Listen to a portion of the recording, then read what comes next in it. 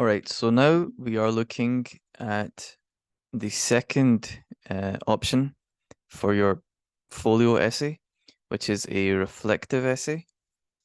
All right, so what is a reflective essay? So a reflective essay, all right, a reflective essay, very simply, is when you tell a true story about a memory you have and you reflect on what you've learned from it and how you feel about it. So basically, you're telling a story about an event or about some sort of moment in your life from the past. And then you're basically reflecting, thinking about what lessons you've learned from it, um, how you feel about the experience, how you felt about it in the past.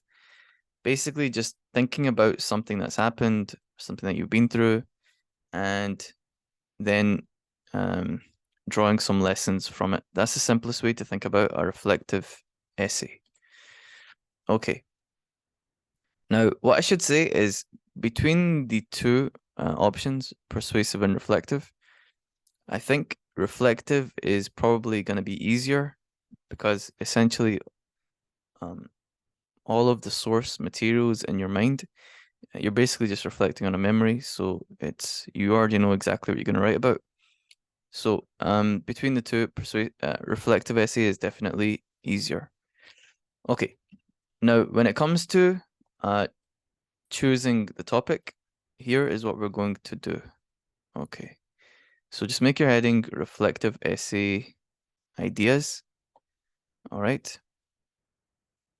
And what we're going to do is we're going to brainstorm. So try and come up with a list, all right, of around 5 to 10 ideas for your essay.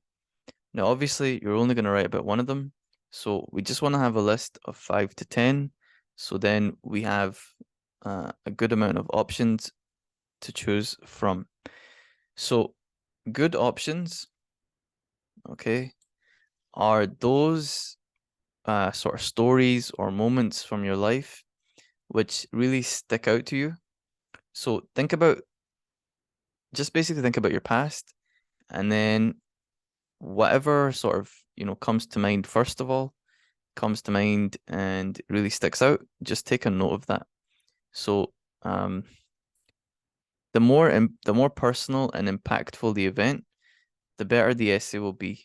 So basically, those moments that are actually really important in your life, the moments that were really emotionally charged, if you write about one of those, the chances are your essay is going to be, um, it's going to be a lot better than if you just write about something which is not as sort of impactful. Now, this is especially true at higher.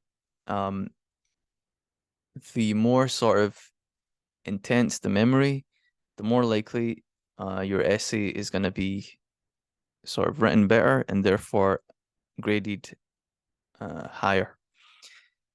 Now, what I would say to you, okay, is a disclaimer or sort of just to balance out the point I just made.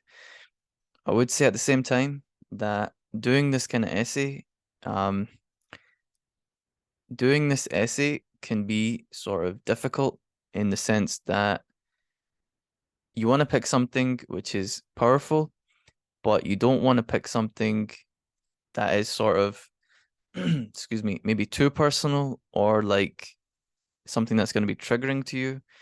If it's like a really traumatic type of memory, basically don't, you have the choice. Okay, it's up to you. Um, it's up to you, but it might not be a good idea to pick something which is going to sort of trigger you. Maybe don't pick something that you haven't, talked through with somebody. If you've got a very intense kind of memory, maybe talk it through with someone, like an adult that you trust. Um, Talk it through with them first of all, and try and understand it. Um, and then you can write about it, maybe if that will help you. But anyway, the point is pick something that really sticks out to you. Okay, that's the main point. So make a list of sort of 5 to 10 ideas and some different options for you if you're sort of stuck. Usually good example topics include firsts. So the first time doing anything is usually a good topic.